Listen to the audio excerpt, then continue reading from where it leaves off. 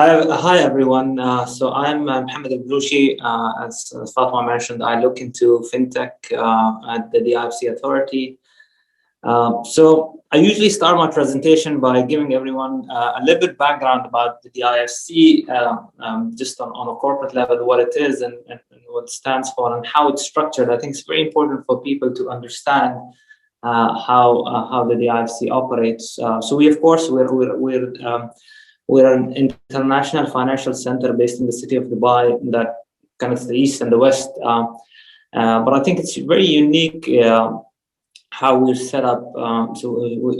And I think it's basically our legal and regulatory framework that make the DIFC very unique and one of a kind.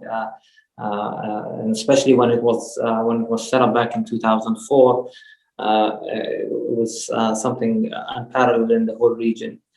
And this goes back to the 2004. If we look at the region, the Middle East region didn't have any international financial center. So that's why Dubai, as it always likes to take the lead and take charge and do things out of the box. So the leadership decided that it wants to position itself as a global financial center.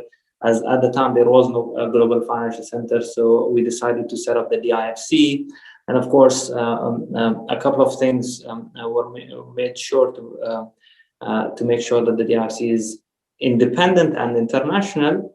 They were basically our unique regulatory framework. What I mean by that's the DFSA. So we have our own independent financial regulator and our independent and unique legal framework as well. So we are based on the English common law as opposed to the wider UAE and the Middle East region that is based on civil law and Sharia law, making the DIFC truly an international platform for international businesses to come and operate out of and set up their regional headquarters.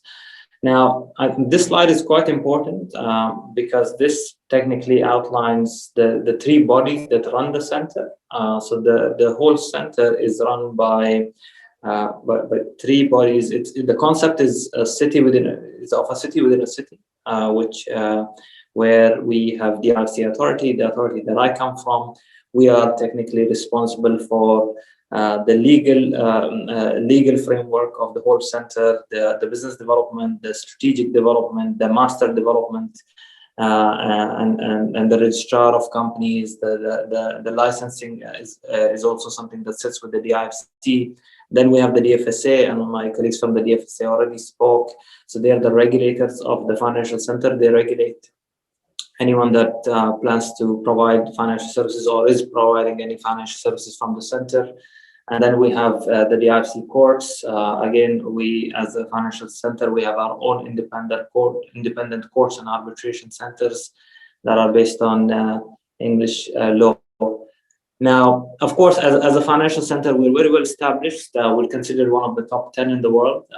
There isn't a name that comes to mind from the top financial institutions from across the world that doesn't have its regional headquarters at the DIFC. We continue to, of course, develop the traditional financial services sectors and service providing sectors. However, I think what is more relevant for today's topic is what is the role that we play for finance and future of finance.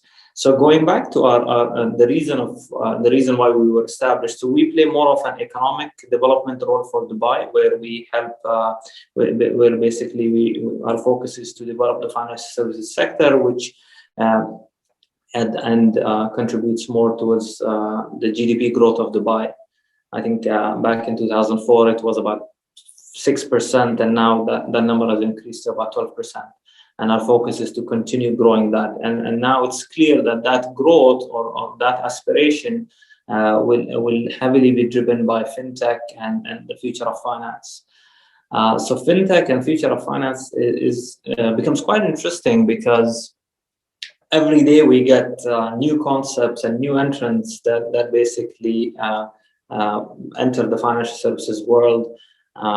So our base agenda that we keep on top of things, and we make sure that we engage with all the way with a college student that has a new idea of disrupting financial services by creating a new concept, to the leading fintechs of the world, the likes of Paytm, the Revoluts, the Robinhoods, to kind of see what they're doing globally. But also, I think it becomes very interesting if we look at the big techs as they are entering the financial services world as well. So it also becomes very important for us to keep in close contact with the Amazons, with the Facebooks, with the Googles, because all these companies are also stepping into the financial services world, and they're disrupting the financial services world.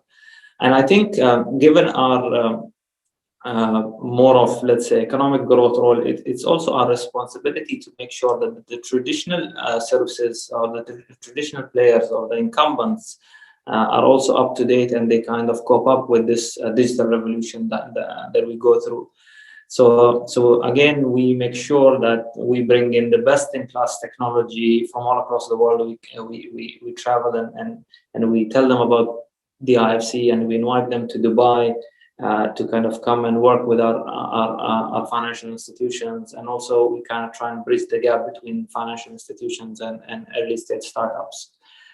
Now, these are some areas where, of course, we believe the future of finance is moving towards. Again, I think my colleagues touched on most of the elements. I think venture capital is one area that probably we didn't touch on. It becomes very important and a very important aspect of our future of finance strategy as well, because we're getting a huge number of startups coming to the DIFC and setting up a DIFC, but we do believe that if there's no money to fund these startups wouldn't reach anywhere. So developing the VC ecosystem within the center becomes also very important. Now, I think one of our biggest challenges was when we started looking at fintech back in 2017, 2018. DIFC was designed for the big financial institutions and the big service providers, so the McKinseys, the Standard Charters, and the Big Four, for example. And when we started looking for at the early stage startups, we realized that we have to tackle the segment in a different way, both commercially and also from a strategic and regulatory perspective. That's where we took a decision that, given that we're trying to attract companies, most of them are startups, we're trying to attract them, and they might not be able to, they might need a different approach. They might need a bit more support than us, than compared to a well-established financial institution that is just branching out from anywhere else. So we decided to subsidize our costs substantially, and of course we looked globally what's happening in terms of co-creating spaces, in terms of other subsidies that are being provided to innovative companies, and we came up with a new license concept at the DIFC. And since we did that, actually our growth has been unstoppable. So we started in 2017. I think at the end of 2017, we got 2 firms. Then in 2018, we had 36 new firms, then 100. I think this year, hopefully, I think we should close the year at around 250 new startups. Now, another thing that we've realized over the past 2 years, that initially we had a lot of early stage startups from the region, but now we see a lot of growth stage and even unicorns coming out that are expanding from overseas into Dubai. But today, I think we sit at an overall number of more than 350 fintech firms that operate out of the IFC, which is, I think, more than 50% of the total number of fintechs operating in GCC. So it's quite significant as an ecosystem. Now, this is something my colleague Peter again touched on. So apart from basically subsidizing licenses, we also had to look into the regulatory aspect. How can we make things a bit more, let's say, easy, a bit more, how can we take an approach which is a bit more let's say, where we kind of do a bit more hand-holding of startups. So the ITL process is something where new companies that basically want to disrupt financial services get a much more close monitoring. I think one of the things that startups over the years that we've learned that when you want to disrupt financial services, it's very important to understand that the financial services sector is a highly regulated sector, as opposed to, let's say, someone wants to go and disrupt marketing or e-commerce or any other sector. Financial services becomes very complicated, so that's where the DFSA is doing a lot of work to make things easy for the startups that we onboard. I think this is a glimpse on our portfolio that we have currently. Overall, we have more than 350 companies. I think we should close the year at about 500. But these are some of the big names that actually have their HQs. Some of the companies are actually homegrown, but some of the companies in their valuations. And as we see over time, the companies, we're attracting even bigger companies, global names that come and be part of our ecosystem. And I think one of the main projects that we are working on now is basically creating a cluster. I think clusterization has a huge effect. As of today, in the DIFC is successful because we've got all the financial institutions. That's why anyone that looks at expanding to Dubai chooses the DIFC by default. We want to do the same for FinTech. We're setting up a new jurisdiction within the DIFC by the name of DIFC Innovation Hub, where we have already clustered all our FinTech companies, be it early stage, growth stage.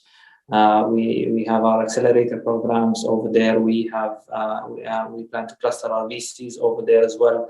So a one-stop shop for all our FinTech and futuristic clients and concepts.